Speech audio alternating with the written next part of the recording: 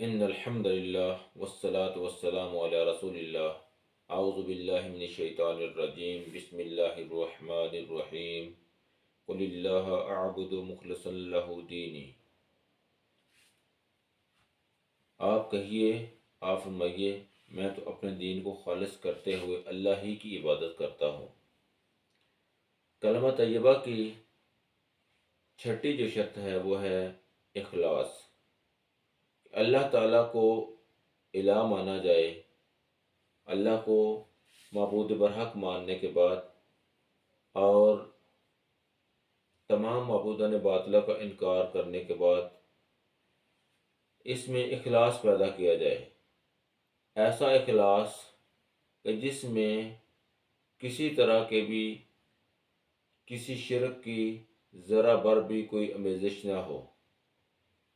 اللہ کہتا ہے کہ اے نبی صلی اللہ علیہ وسلم، ان سے کہیے کہ یاد رکھو بندگی خالصتاً اللہ ہی کی ہے، عبادت بندگی خالصتاً اللہ تعالیٰ ہی کے لیے ہے، اللہ کے ساتھ کوئی شریک نہیں ہے۔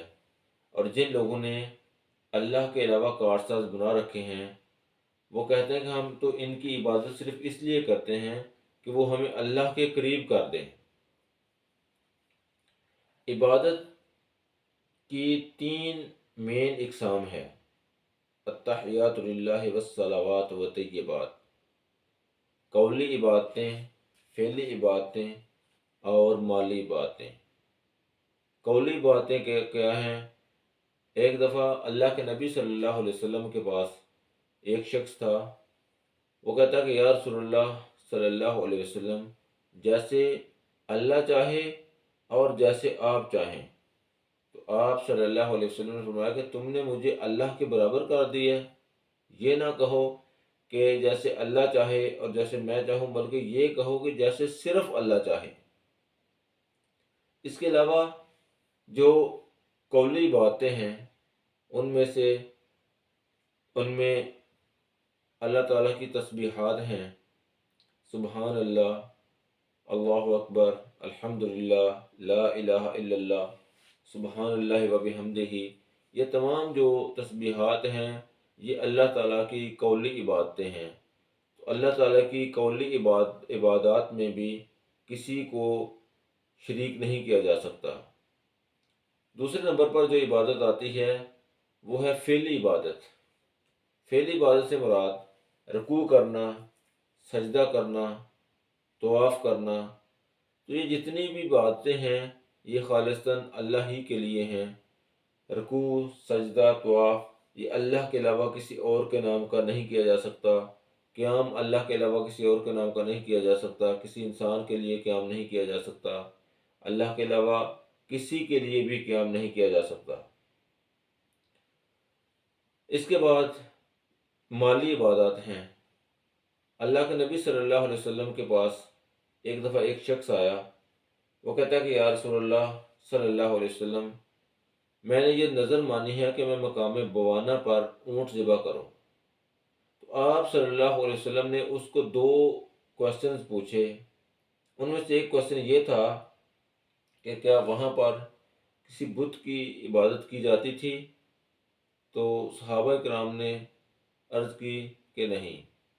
دوسرا کوسچن اللہ کے نبی صلی اللہ علیہ وسلم نے پوچھا کہ کیا وہاں پر جاہلیت کے تہواروں میں سے فیسٹیولز میں سے کوئی فیسٹیول تو منعقد نہیں تھا ہوتا؟ تو صحابہ کرام نے پھر عرض کی کہ نہیں۔ تو پھر اللہ کے نبی صلی اللہ علیہ وسلم نے فرمایا کہ تم اپنی نظر پوری کر لو۔ اور ساتھ اللہ کے نبی صلی اللہ علیہ وسلم نے یہ بھی فرمایا کہ جس کام میں اللہ تعالیٰ کی معصیت ہو، ناراضگی ہو، نافرمانی ہو، تو ایسی نظر پوری کرنا جائز نہیں۔ ایک دفعہ ایک عورت اللہ کے نبی صلی اللہ علیہ وسلم کے پاس آئی اور کہتی ہے کہ یا رسول اللہ صلی اللہ علیہ وسلم، میں نے یہ نظر مان رکھی ہے کہ اگر آپ فلاں غزوہ سے صحیح سلامت واپس آئیں گے تو میں آپ کے سرہانے کھڑے ہو کے دف بجاؤں گی۔ اور اللہ کے نبی صلی اللہ علیہ وسلم نے اس کو اس کی اجازت دے دی۔ اللہ کے نبی نے فرمایا کہ اپنی نظر پوری کرو۔ پھر وہ کہتی ہے کہ اے اللہ کے نبی صلی اللہ علیہ وسلم، میں نے یہ بھی نظر مانی تھی کہ میں فلاں مقام پر جانور ذبح کروں گی۔ اور جس مقام کا اس نے ذکر کیا وہاں پر کفار دور جاہلیت میں جانور ذبح کیا کرتے تھے۔ تو اللہ کے نبی صلی اللہ علیہ وسلم نے پوچھا کہ کیا وہاں پر وہ صنم کے نام کے، بت کے نام کا جانور ذبح کیا کرتے تھے؟ تو وہ کہنے لگی نہیں۔ پھر اللہ کے نبی صلی اللہ علیہ وسلم نے پوچھا کہ کیا وہاں پر کسی وثن کے نام کا کوئی جانور ذبح ہوتا تھا؟ تو وہ کہتی ہے کہ نہیں۔ تو اللہ کے نبی صلی اللہ علیہ وسلم نے پھر اس کو اپنی نظر پوری کرنے کی اجازت دے دی۔ اللہ نے قرآن مجید میں فرمایا قل ان الصلاۃ ونسکی ومحیای ومماتی للہ رب العالمین، کہ اے نبی صلی اللہ علیہ وسلم ان سے فرما دیجئے کہ بے شک میری نماز، میری قربانی، میری زندگی اور میری موت اللہ رب العالمین ہی کے لیے ہے۔ پھر فرمایا فصلی لربک وانحر، کہ میری نماز، اور اللہ نے فرمایا کہ اے نبی صلی اللہ علیہ وسلم اللہ کے نام کی نماز پڑھیے اور اللہ کے نام کی قربانی کیجیے۔ تو عبادات جو ہیں وہ ساری کی ساری اللہ کے لیے ہیں اور وہ اخلاص کے ساتھ ہیں۔ اگر اس میں اخلاص نہیں ہے تو ایسی عبادات کا کوئی فائدہ نہیں ہے۔ ایسی عبادت جو اللہ کے نام کی جاتی ہے اور اللہ کے ساتھ کسی اور کو بھی پکار لیا جاتا ہے، ٹھہرا لیا جاتا ہے، شریک ٹھہرا لیا جاتا ہے، تو ایسی عبادت کا کوئی فائدہ نہیں ہے، ایسے کلمے کا فائدہ نہیں ہے۔ اللہ سے دعا ہے کہ اللہ تعالی ہمیں کلمہ طیبہ کے تمام شرائط کو سمجھنے پھر ان کو پورا کرنے کی توفیق عطا فرمائے۔